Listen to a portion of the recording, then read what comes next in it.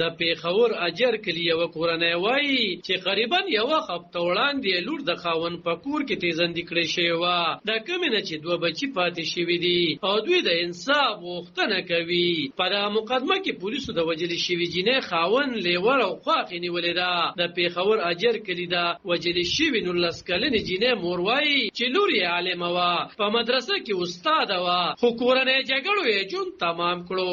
هغه وایي څو وار یې ماته ویلي چې د کور خلک ورسره جګړې کوي، خو بیا خو ما ورته ویل چې په کورنو کې دغه مسلې راځي او د هغې نتیجه دا شوه چې نښه ورځې وړاندې په شریکه د خپل کور په کوټه کې تیزندې کړې وه.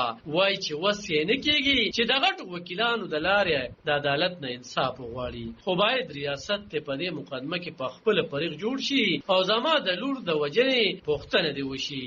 د لیوري په ما پسې راغی وایي چې ته راشه ترورې لږه بوقره را په سر کړه. او چې ما بوقره په سر کړله چې لاړم نو دا زوی مې د ورکوټې و دا مخکې ننوته، د چغې کړلې.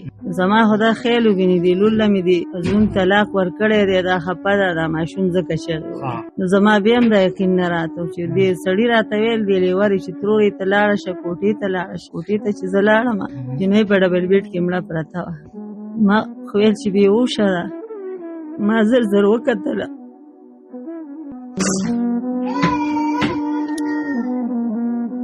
چې ما وکته نو جنۍ مړه وه.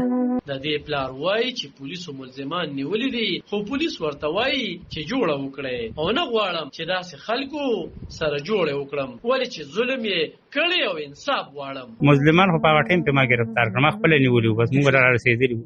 دې کې به دغه درې دي، مور یې ده او دا دوه زامن یې دي، بس فضل امین او عمر او مور یې ده. هغه راته اوس ویل چې راته وکیل پروګرام وکړه که نه، وکیل دغه جوړور ورو بس وکیل ورله تکړه ونیسي.